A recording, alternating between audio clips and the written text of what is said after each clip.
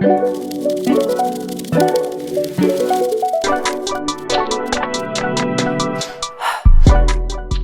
guys, welcome back for episode 30.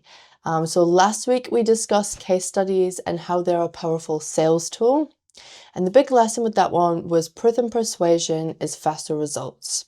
So today we're going to pivot to the mental game, because even the best strategies fail if your mindset is holding you back. You can have the best marketing strategy, the most efficient processes, and a product that every man and their dog wants, but if your mindset isn't aligned, then your growth will be stalled. So we'll be diving into that today. And for our first episode ever, we're actually together in the same room. Yay! Okay, well, we may as well get straight into it. I mean, your beliefs are what drives your actions, right? So small doubts compound into missed opportunities within business, not even just business, but within your life itself. And your mindset can hold you back, especially if you've come from a certain background where, you know, it maybe wasn't as positive an experience as what it could have been. I mean, I personally came from a background like that, like most entrepreneurs. So it's really, really important to work on your belief system, work on your positive mindset, and really try and eradicate the fears, the fear of failure, self-doubts, that can really stall your decision making and experimentation, especially when you're just starting out. And growing and scaling your business as well, super, super important. Now, your mindset itself, Blue, you know, impacts your confidence in sales, it impacts your confidence in hiring, and it impacts your confidence in leadership.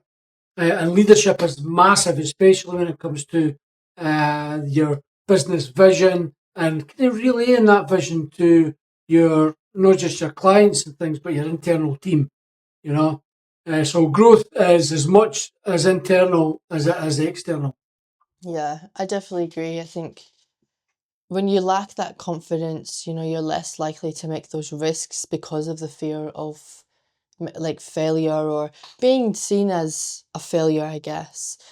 So you're less inclined to, you know, take the risks that are better for your business and ultimately grow your business, I think, in the long term. Hey. Yeah, sure. And Jim Rohn, for instance, he talks about fear quite a bit in his memoirs, you know, his tapes and his seminars and things. And he relays it, as does other, you know, some of the other greats in mindset and positiveness and things like that. But he says fear is false evidence appearing real. Yeah. In actual fact, Zig Ziglar said the same thing as well. I think Jim Rohn actually said it was Zig Ziglar as well. But he talks about it all the time, you know, and it's absolutely true. Everything in your mind, everything that's happening within your world happens in your mind first and foremost. And you'll probably be in a position where you're thinking about a particular situation that's not even happened yet. Yeah. You know, but you get the fear that what if this happens? What if that happens? Well, what if it goes right? You know? Yeah. So, and that's all about your mindset and how you see things, you know? Yeah, I seen a TikTok the other day actually about that, about how, you know, if you can say, oh, I can't do this, I won't do this, or the negative side, then you can also manifest your, you know, beliefs and what you think into saying, you know, I can do this, I will do this, I will achieve this, I will get this. And, you know, obviously you like the whole manifestation, and you are what you believe. If you believe you're going to do it, you will do it, because you'll set your mind to it and you'll get it done. That's right. Yeah. Yeah, 100%. And I mean, there's like common mindset blocks that entrepreneurs and business leaders experience throughout their, you know, their own kind of business journey, if you like. And that one of the things is sometimes playing small, and they do that to avoid the risk. to try and stay within that comfort zone. And Because it's more like predictable of what could happen. well, Rather than, that's right. yeah. So it's kind of almost like habitual. Yeah. I feel like, and I know that a lot of people, and I've had this same feeling myself, where you feel like you've got that kind of imposter syndrome, Yeah. whereas you think, "Wow, I can't believe I've actually done this. God, who am I?" You know, and you start doubting your own self abilities and things, and that's just no good. You know, that's all about kind of believing that you're kind of not enough, despite the evidence that you are, and you're producing, and you're kicking goals. Yeah. You know.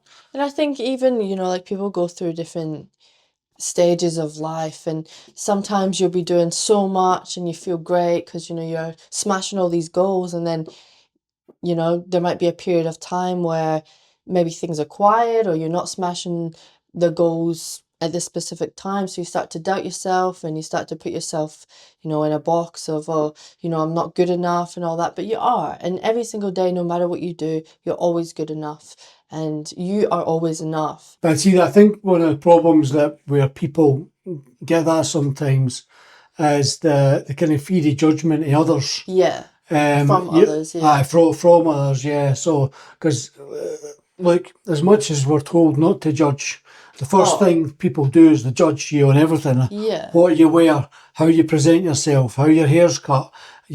Pretty much everything that you do, your whole persona is judged when, as people are meeting you. And the thing is, what people need to do is they need to not let the opinions of others dictate their action.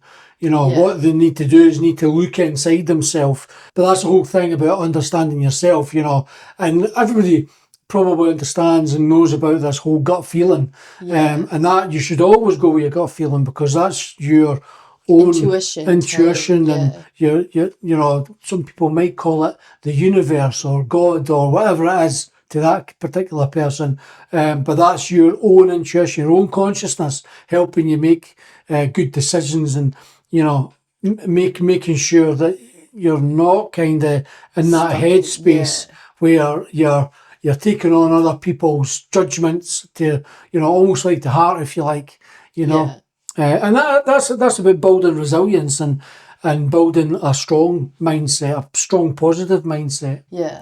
So mental shifts to kind of unlock growth. You can reframe your failure and see mistakes as feedback, not proof of like you're not good enough or inadequacy. Oh, that's right. There's two types of people. There's one person that will get feedback and say, oh, maybe this, it could be improved, and they see it as an attack and a way of saying, oh, you're not good enough. And then there's the other person that will say, oh, this isn't up to standard or whatever, and they'll go, okay, here, what can we improve? How can we improve that? And I think it's all about your mindset and how you see things. If you're always going to see things negatively, or as somebody's trying to attack you, or you're never going to grow as an individual, you're never going to grow your mindset, you're never going to grow your business if you're running a business and constantly think that people are trying to come for you or they're out for you, because business is all about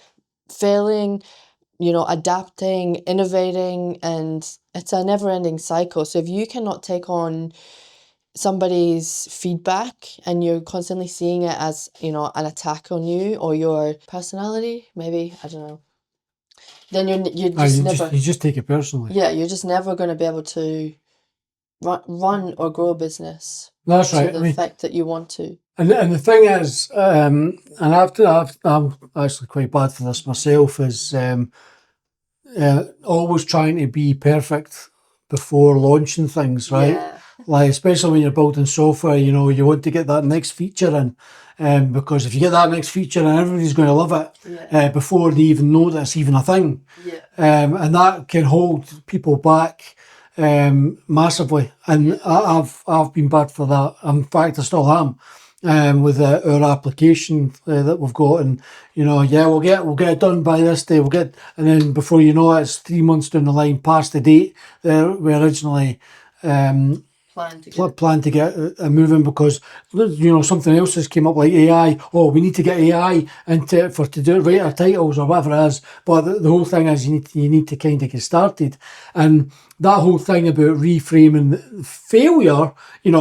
A lot of entrepreneurs learn that if you're going to fail, you need to fail fast, and other people would say. That it's no so much failure. It's just I've learned that how not to do something.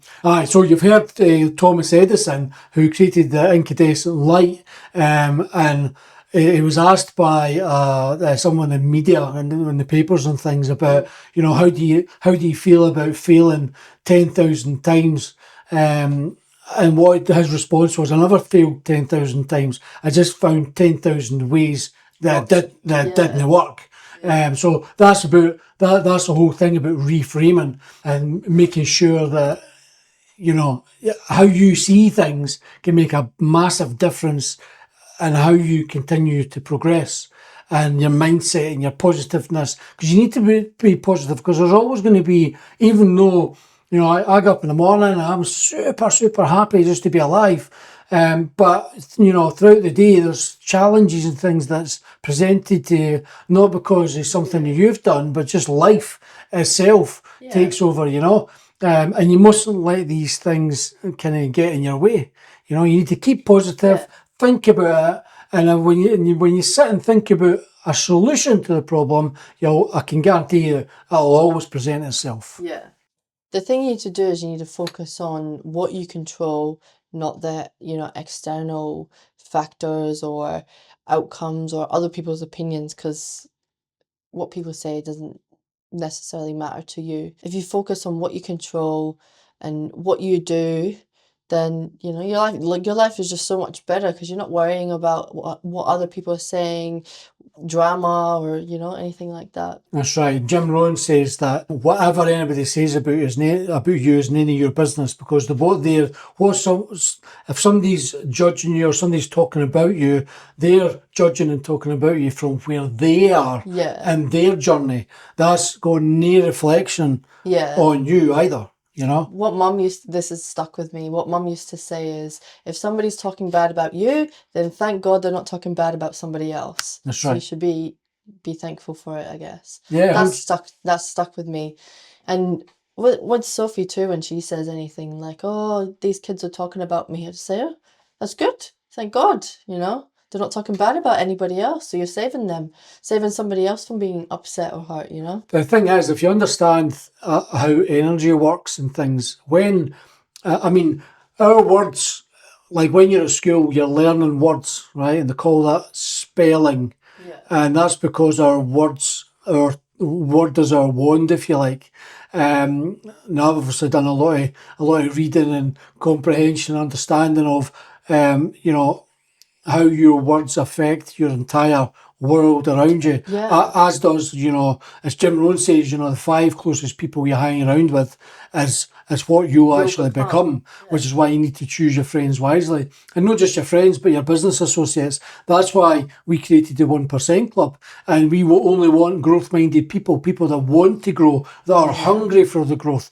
And it might not happen next week or next month or next year, but it might be 5 years. But as long as you've got that positive mindset, you've got the vision of where you want to go, you'll absolutely 100% achieve it. But your words are your wand, and how you speak about people, which leads us on to kind of integrity, especially if they're not there. All has an impact. So when someone's talking about you, just remember that what they're doing is they're actually sending their energy your way. So, and that's a good thing, because you're sucking their energy out of them. Like you said, it is also a projection of where they're at, because if somebody is having a tough time in their life, or they're going through things, and I don't know, maybe they're targeting you for something, it's because of whatever's going on internally in them. It's not it's not a direct reflection of you. It's all about them inside. That's exactly right. And that kind of leads us on to making sure that you celebrate the small wins in business and in life, because that helps with your confidence. and Yeah. you know, allowing you to see that I am making progress. Yeah. Let's keep pushing on. It gives you know? that bit of motivation and, you know, momentum to keep pushing on and keep going and keep doing it. That's right. Yeah. Business is, you know, you're not going to grow a business and make $10 million overnight. If you do, think that's awesome, amazing. But it doesn't happen. It's no reality. Even the people that blow up overnight, they've been doing, you know, this for maybe 5, 10, 15 years, and you have no clue who they are. But one small thing has made them blow up, and then, you know, that's their chance to grow. But That's right. you don't see the whole 15, 10, 5 years beforehand of the countless hours and time and energy that they've put into their business. That's right, 100%, 100%. And you need to celebrate the small wins. Like when we hit 25 podcast episodes, we celebrated with, That's right. with a little cupcake and that. And it doesn't need to be crazy, but like even just a little, you know, pat on the back, because, you know, life's hard. But the thing is, you need to remember that, well, you've got life, just your daily life, and starting something new is always difficult. And the first reason is, you know, we procrastinated for some time before we got this podcast going. Yeah. But you've got to get started before you can get to 25. Yeah. You know, and it might be the case that, you know, maybe maybe not got a massive following at the moment, but it might be another 2 years, 3 years, or whatever it is. But you've got to keep showing up, and this kind of leads you on to being resilient, confident in what you're doing, and creating habits, and being that leader in your industry, if you like, to keep pushing on and getting to that 25, and then the 50, and then the 75, so on. And speaking about different habits, there's like heaps that you could be doing to, you know, stay on track and get things done, and even for your mindset as well, like reading books, and there's a lot you can be doing. The first one is, you know, having that daily reflection and journaling, writing down, you know, the wins or the lessons. And I wouldn't say they're failures, I'd say they're lessons, because everything that happens is, you're always learning in business. When, you know, with everything that goes on, you're always learning new ways to do things, new ways of thinking about things. AI pops in, like, you know, you've got to start learning this. But that's why you need the support of good peers around you.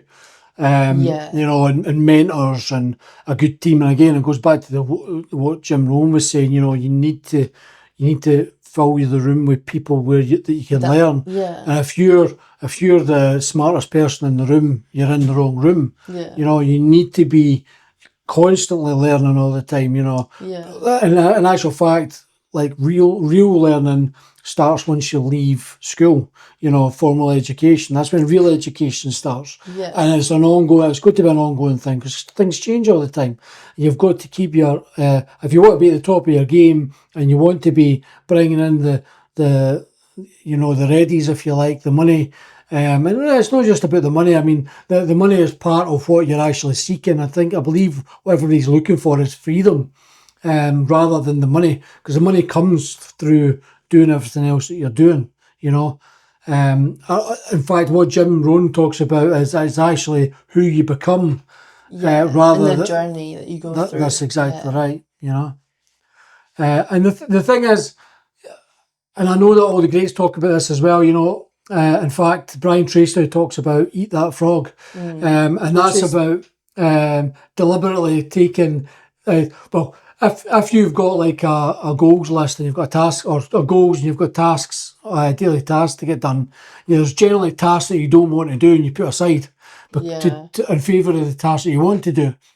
So what he says is, you need to be deliberate in your schedule, making sure that you eat that frog, making sure that you do the one that you don't want to do first in the morning. The hardest one. The hardest one, yeah, so that you can then continue to push on, and expand outside your comfort zone, you know, because that's where real growth lives, is outside your comfort zone.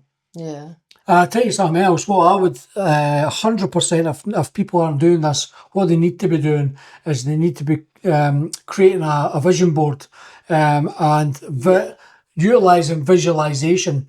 I mean, You know, I could talk for hours and hours and hours about your third eye, right? Which is your imagination, which in my opinion is God within your own mind. You know, we're made in the image of God, if you like, and that's what your whole imagination is, because everything that you see around you was first imagined in someone's mind before it come to fruition, before it was created, right? So what I would say is, especially with visualization, is you need to start from the end goal. So, like in our programs or Metamorph IQ programming things, we always say that you need to set the big hairy goal. Where do you want to be in 5 years' time? Right, what are we doing? I want to be here. I want to be doing that. I want to be, and it's no, this isn't just about business. This is about life. You know, I want to be married. I want to have 3 kids, 1 boy, 2 girls. I want to have a dog called Summer, who's a Cocker Spaniel. I want to have a Burgundy Maserati Ghibli GT. I want to be living in Brisbane in a big $3 million house. And when you're visualizing things, you need to visualize it to every single little detail, and you need to be specific.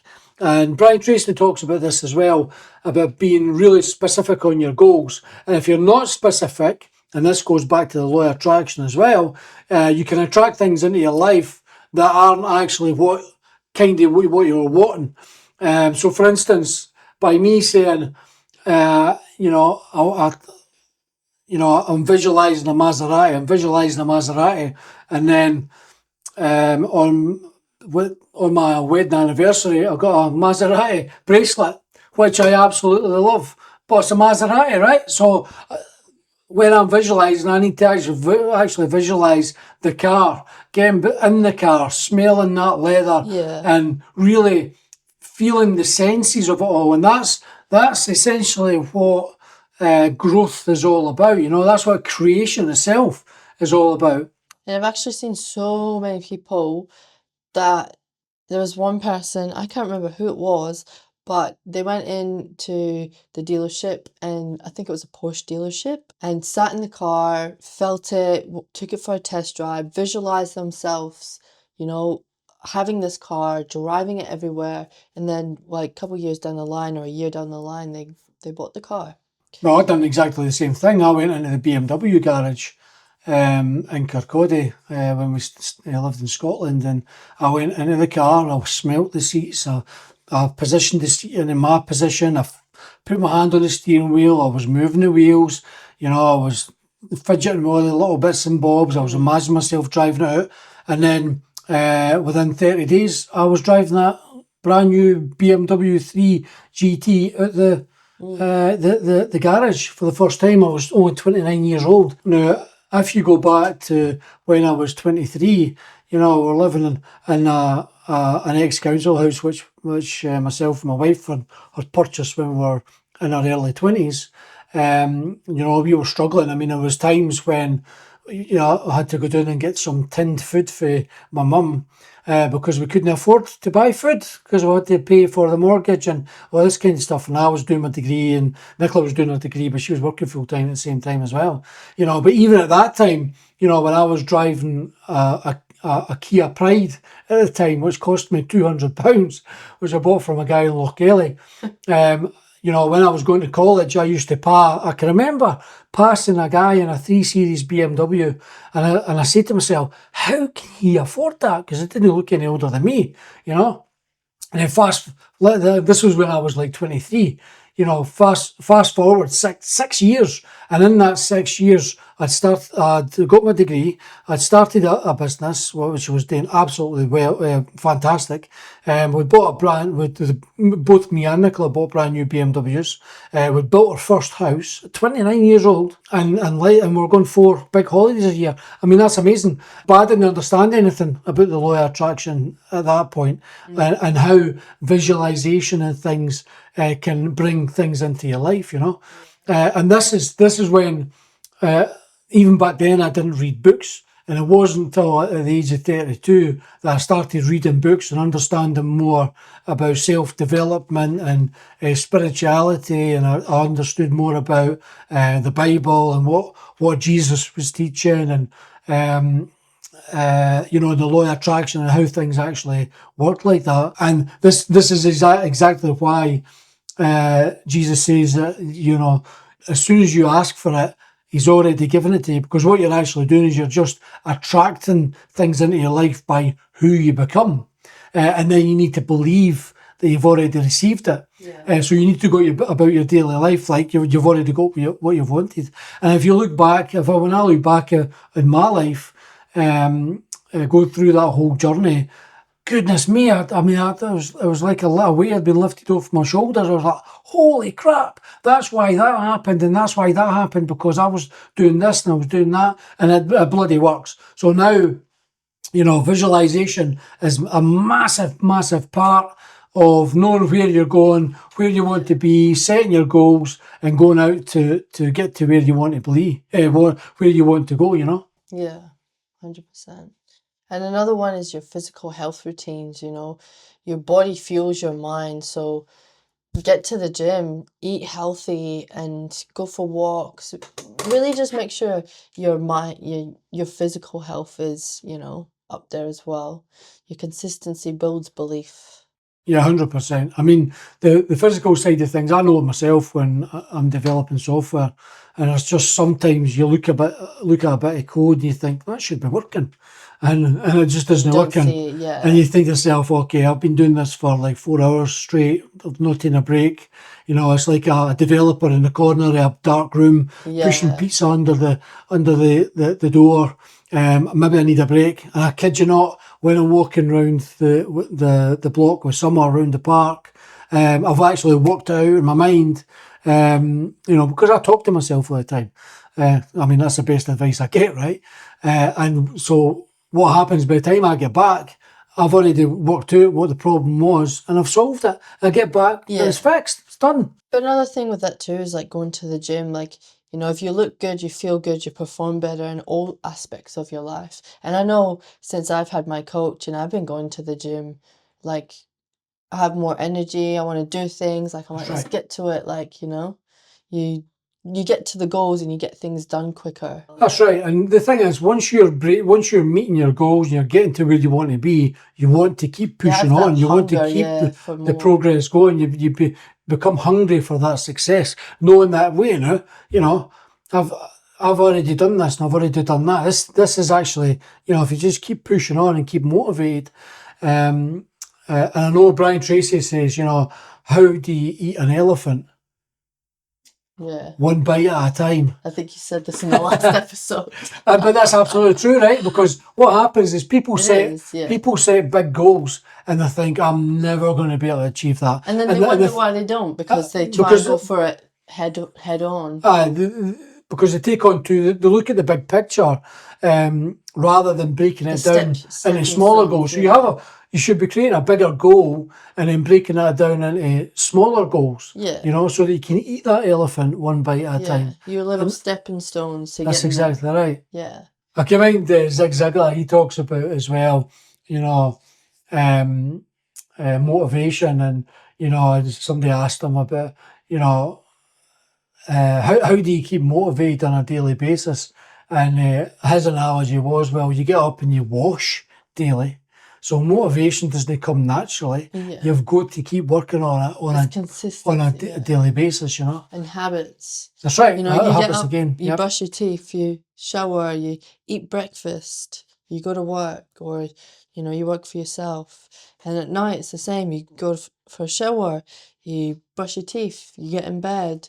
You have habits that a lot of people don't think about. That's right. Because it's just so natural and ingrained in everybody to do this. That's right. To smell nice, or feel good. 100%. And the thing is, your mindset can affect your team and the business. And this is again going back to like, why you need to make sure you're at the gym, you're healthy, and all this kind of stuff, because your mindset affects every facet of your life. And the leader's beliefs set the culture and influence and influences the performance of the business. Yeah, You know, as they say, 100%. shite rolls downhill. Yeah. So if you're the visionary leader and your mindset isn't there, you're only going to be able to perform to whatever your mindset is. Yeah. And this is why it's super important to make sure that you are reading, that you do take a positive mindset. You know, you don't react to things. You take time to remain quiet, think about it, and when you're thinking about it, a solution will always come, and then you deal with things, you know? And honestly, as a leader, the way you think and you act completely affects your team. You know, I've worked in bars before and I've worked with crappy manager, horrible manager, and it makes you unmotivated to go. You hate your job. You're only there because some of the team are good, you know.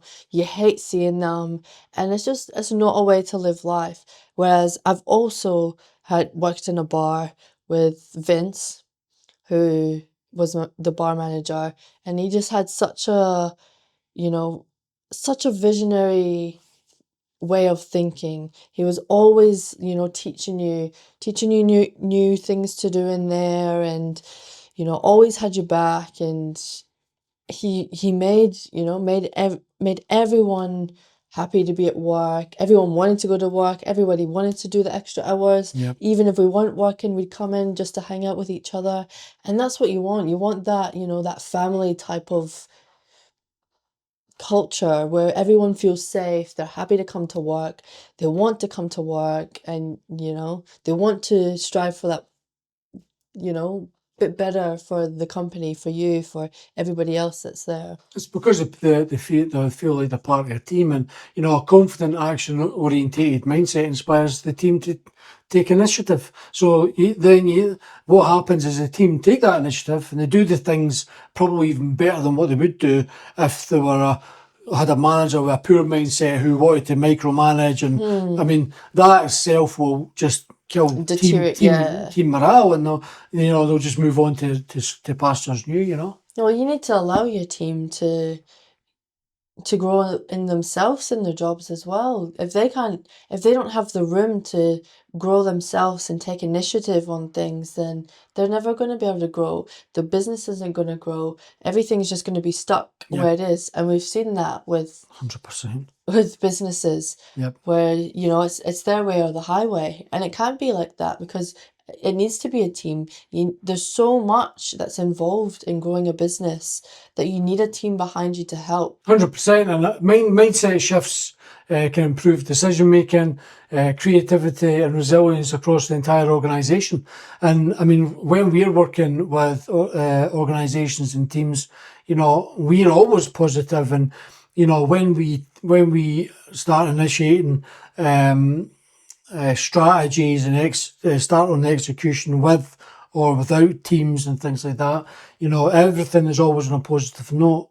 You know, it's good because it's got to be, you know. Yeah. You know.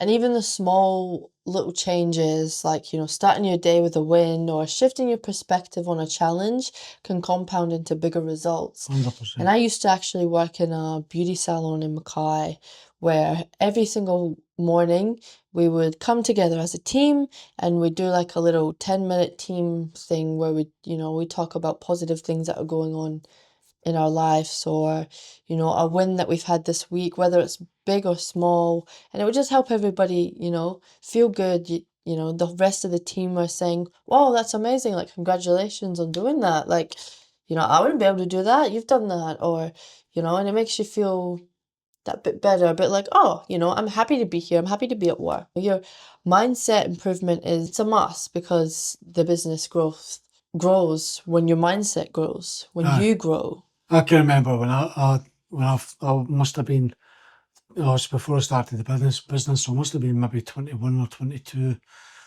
before I started college, actually. And I was working as a salesperson for Kirby vacuum cleaners, which were hugely expensive. Well, certainly at the time anyway. I mean, I think it was like about £1,300. And this is me going back 25 years. For a vacuum? Yeah. And Nicola, your mum's your gran was the first one to buy one because they took you through a sales process that, you know, what got her was this part of the sales process called the salt test. So what we've done is we got normal table salt and we rubbed some table salt into the carpet, assuring to them that that's not going to damage your carpet. And then you get them to go over the carpet with whatever vacuum cleaner they've got, maybe a Hoover or something like that. And you say, I just take your time, take as long as you want. And I can guarantee you, as soon as they had done their part, we would roll out the Kirby, and we had a contraption that actually caught all the salt, so you could see the salt that is lifted. Yeah. And as soon as most people seen that, it was sold. Yeah. And she was the first one to buy. But what they did... It's all about a good selling process, hey? That's right. And the customer journey. But one of the things they did with their team in the morning, which at the time I thought was a bit cringeworthy because it was coming from America. And I mean, my mindset at that time was certainly nowhere nothing like what it is now. But when they used to do motivational singing and things like that, you know, get up and chant and, you know, go through this whole song type thing, which I thought was cringeworthy at the time. But looking back, I can see why they were trying to do that in terms of to get you that motivated to go happy, and sell these expensive vacuum cleaners, you know. Well, that's what we used to do at Day Spa too. We used to sing a little song, or everybody would sing like something. And at the time too, I was like, I don't want to be singing a song at 8 in the morning. Like, I've got clients to set up, you know. But when you think back to it, you know, we got a laugh out of it, so it started the day on a good note. But the thing is, your mindset improvement needs to be iterative, which is exactly like the business growth itself. And as you say already, Chloe, you know, your business will only grow to where you're at yourself. And the same is true in marketing. You know, generally what happens is, you know, when you're doing something to get to say 5 million, you're probably going to have to start doing something different in order to get to 10 million. Whether that's more investment, which is probably going to likely be, but it could be different strategies and things like that as well. Really, your mindset needs to be continually iterating in order to grow, so your business and yourself can continue to develop. And that kind of leads us on to the leaders who invest in mindset see measurable improvements in business focus, within the team's focus, productivity, and the overall revenue of the business. So, I mean, if there's anybody out there that's not considered mindset for themselves or their team, I would 100% advise for them to maybe even speak to a mentor, someone that's, you know, a business mentor that's maybe been where they've already, or where they want to be. So on the topic of business mentors, I would advise you not to get a business mentor that is maybe 20 years old, that's not had any business experience. The best business mentors you'll be able to get help from are business mentors that have been where you've been and have been where you want to go. You need to be learning from people who have already done it, not people that are just all about theory. Awesome. Well, that takes us to our actionable takeaways. So I want you to identify your biggest fear or limiting belief and take one action this week to confront it and really understand, you know, why do I have this fear and how can I overcome it? I want you to track the wins daily. Even the small progress will help you build momentum. Reframe your failures as learning opportunities. You know, you never fail. You learn, this is not how it's done. Learn, let's try this instead. And surround yourself with people who challenge and support your growth. And I want you to practice deliberate risk taking. You know, start small and you can scale your confidence. So for episode 31, we'll be diving into one of the most underrated growth levers in business, and that's strategic networking.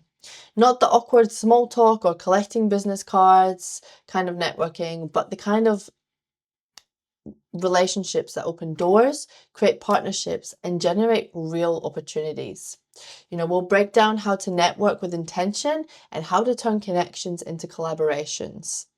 So if you wonder how to grow your business through people, not just platforms, then episode 31 is one you want to be tuning into. Amazing. Well, awesome. Thanks for listening to another episode, guys, and we will see you on episode 31. See you guys. Bye.